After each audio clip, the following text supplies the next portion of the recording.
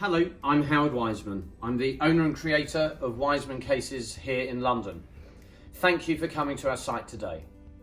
This brief video is to enlighten you as to how it all began, where it's going, how it's evolving, and where we hope to get to. Do keep listening to hear the full story.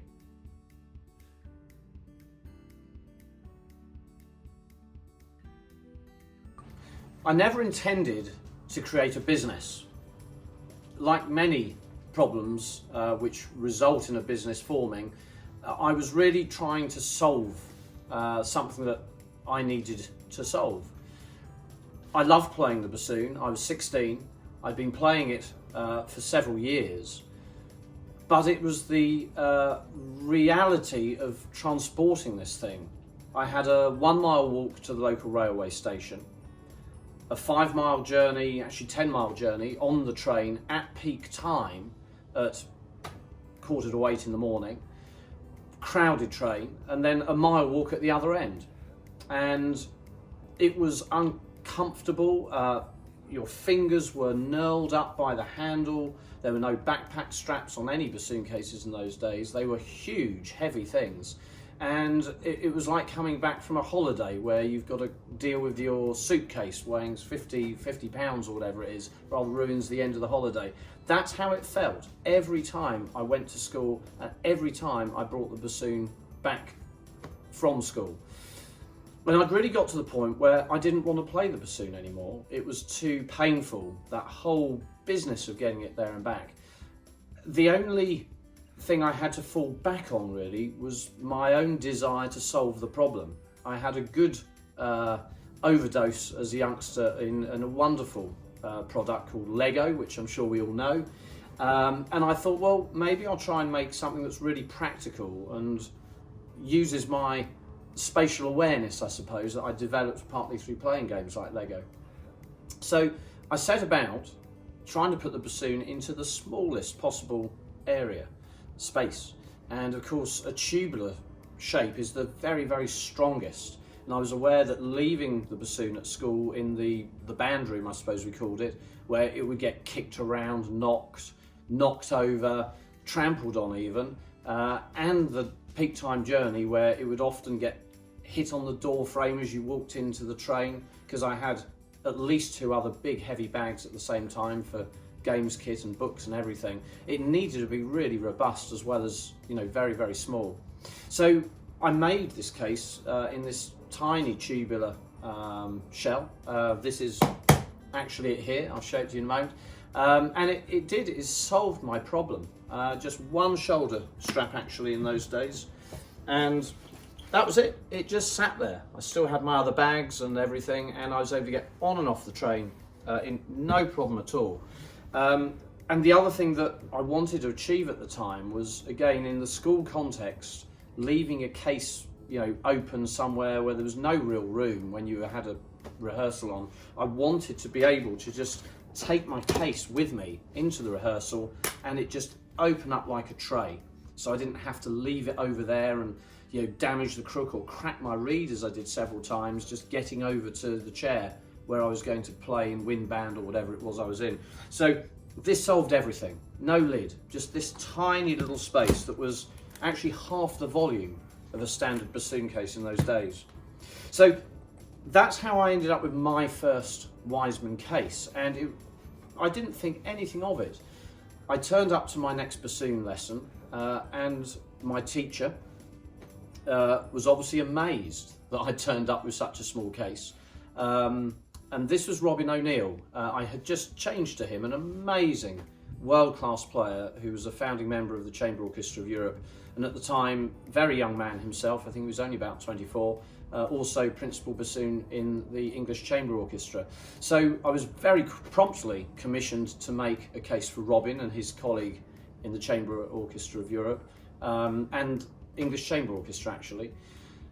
So there were 3 cases that went out to world-class players. I was only 16, and before I knew it, I was getting this steady flow of orders, initially through Robin, and then through the post. I was getting typed letters This would have been in about 1985, from all over the world, actually, because Robin had been on tour. And I think he did a tour with the Chamber Orchestra of Europe, where he bumped into the players from the Vienna Philharmonic, the Berlin Philharmonic, and within a year I had orders, from these world-class orchestras. And I think just before I hit 17, I had a phone call from the wind section of the Pittsburgh Symphony Orchestra, who were in London for a prom concert, and they wanted to come over and meet me at my workshop. It was one of the most embarrassing moments of my life, because they turned up at my workshop, which was actually the back room at my parents', one end of a table tennis table, and they all crowded round the table, and I apologised and showed them what I made, and they all thought it was terribly quaint. And the oboe section, I think Cindy Damida, Kalado, and David Sogg in the bassoon section, they all bought the cases, and they've been long-lasting friends and users of my cases ever since, and that was 34 years ago. So that's how it all started. I didn't set up a business, I just found that I had one, and I've never really had time to get a proper job ever since. So that's how it all started, and in a moment I'll show you how the designs then evolved and moved on to other instruments, because we only really did bassoon for the first 10 years. Do keep listening if you want to hear more. So onto the evolution of what I did with all these cases. We started just with bassoon, and I was in huge demand for 10 years on nothing but bassoon. And I only moved on to other instruments when I was asked. I never set out to cover the whole woodwind, then brass, then strings. But as more and more people saw the bassoon cases, of course, I think other sections became a little jealous. Perhaps no coincidence that the very next case that I was asked to do was the clarinet, of course, sitting next to the bassoon.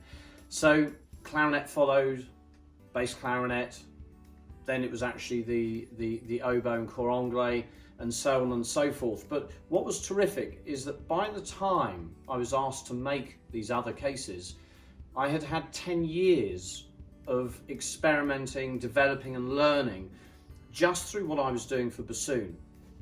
So initially, this first case which I made, and we've never really deviated from this shape. It is the strongest and most compact shape. Tiny surface area, tiny volume, incredible strength. But the only way back in those early days that I could have improved on this in terms of the comfort of carrying it was the weight. Now, this only weighs 8 pounds. By modern standards, that's not light, because there are so many polystyrene and semi-rigid cases around which weigh less than that. But at the time, that was a saving of up to 4 to 5 pounds. The hard wooden cases at the time weighed a ton. But I wanted to create something much, much lighter if I could. That was the next challenge. So I came up with a very similar design that was effectively a gig bag.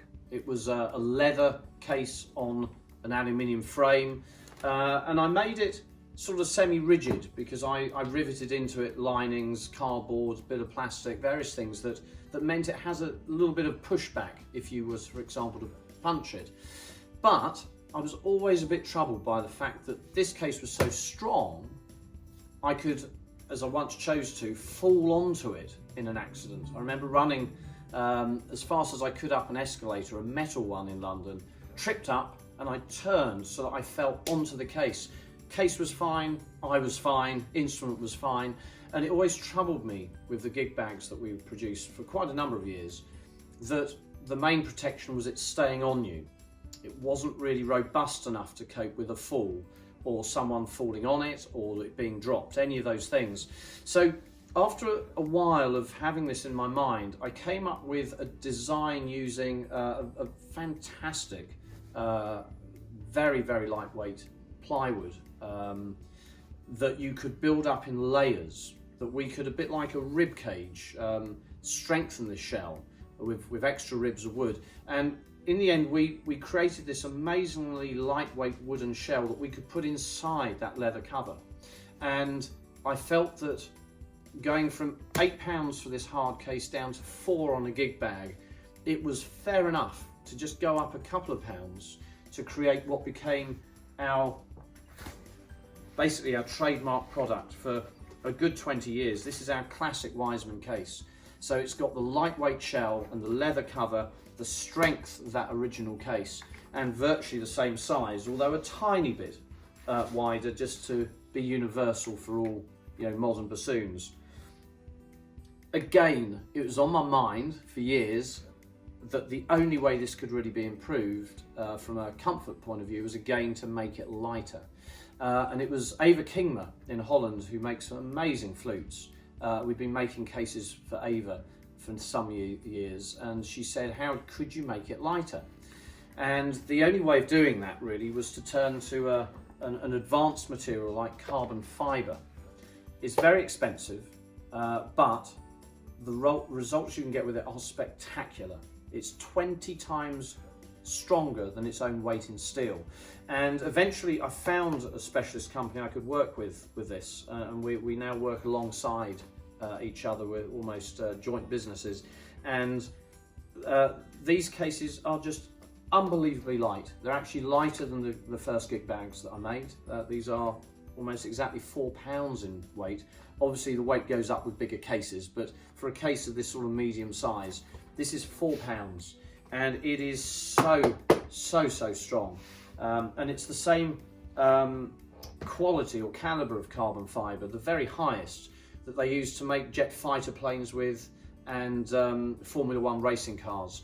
And although there are one or two other companies in the world, like the fantastic cello case making company in Croatia, who use carbon fibre, that's a lower level. It's sort of wet lay where you can just layer it up. This, however, which is many times stronger, this is actually compressed with a vacuum into a steel mould. Whilst it's in that process, it goes into what's called an autoclave. It's an industrial oven at high pressure, ferocious temperatures, and for about 10 hours at that. And we believe we're the only case making company in the world, not just for musical instruments, but for anything, that use this level of carbon fibre. And yes, it is expensive, but it only has to save one accident and it's paid for itself. All of these cases have a lifetime guarantee, so it's the last case you're ever going to need to buy. And as many customers have pointed out, having used these for many years, these may even extend your career because of the back trouble that it's saving, and you know, the pressure that the musician's body is always under transporting and playing instruments. Every pound that you can reduce that weight on an ongoing daily basis, it all adds up over time. And these, again, they could pay for themselves in saving wear and tear on the body. So that's what I've learned about the outside. But on the inside of the case, again, there's been a real learning curve for me, which I've applied to all other cases that we've made. This first case has thick wooden ends, and I routed out the wooden ends and sunk the bassoon in, and it worked beautifully. But as I became a bit older and a bit wiser and had more experience, it occurred to me how important it was that the instruments themselves are, if you like, on a trampoline within that crush-resistant shell. And if you think of flute cases, for example, and bassoon cases, they were always, and unfortunately with flute cases still are, traditionally blocked with wooden blocking. It's got velvet on it, but it's wooden blocking. So if you drop the case or it gets a knock, that shock is going straight through the case, straight through the wood, straight through the instrument.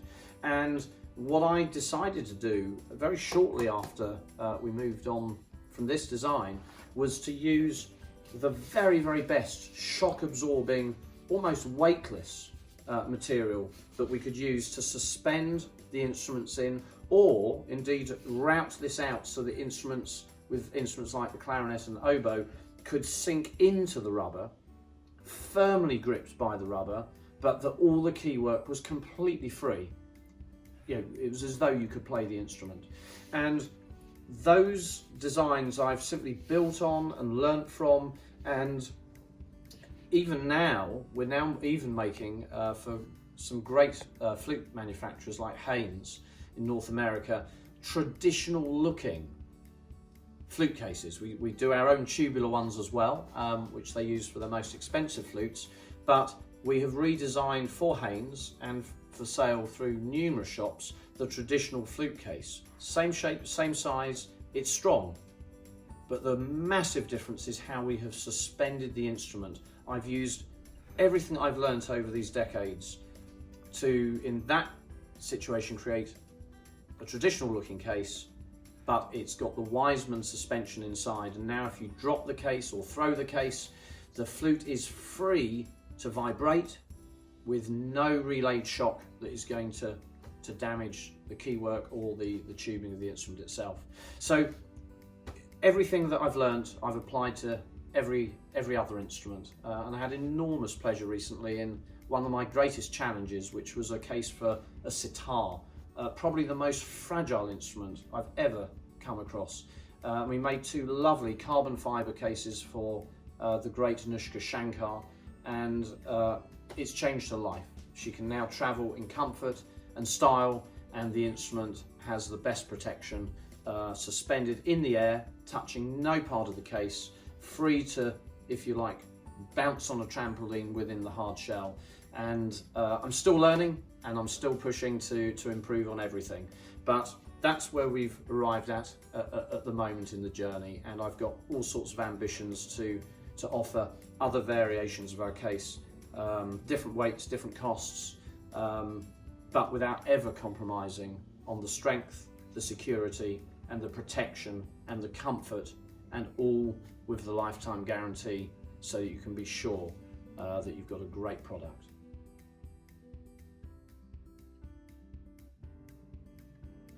So to the future, there are so many projects that we're working on at the moment and have been working on for the past couple of years.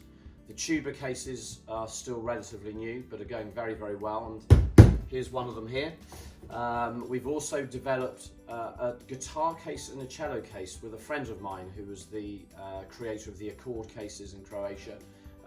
So here's the guitar, and the cello case as well is just fantastic.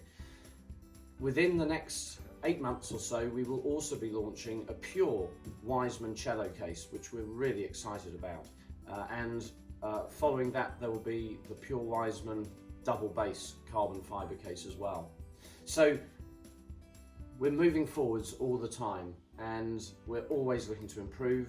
And one of the most exciting things is that whilst to this point, all the cases that we've made have been what you would probably call bespoke, with the finest materials and the best designs, we are really excited that we're going to be offering all of our designs, as far as is relevant, with not just carbon and not just leather covered wood, but also in 2 other models where you can have the naked wood exposed, and that will be protected with yacht varnish, and the case will be stained, whether it's in mahogany or teak or whatever colour that you wish, but that will get the weight down very much and the price down very much, and those are cases that we'll be able to sell through shops. And also we'll have a faux leather version, which will be just as strong as our leather, but again it will be lighter and it will be cheaper. So we're hoping very, very much to getting cases all over the world in all sorts of specialist shops, so that you will all have the choice of bespoke, made here in London, or our cases which you can buy directly from shops, which will also be made here, but will be a different price range and a choice of different weights. So I look forward very much to you becoming a Wiseman owner in future, and we'll always be here to help you.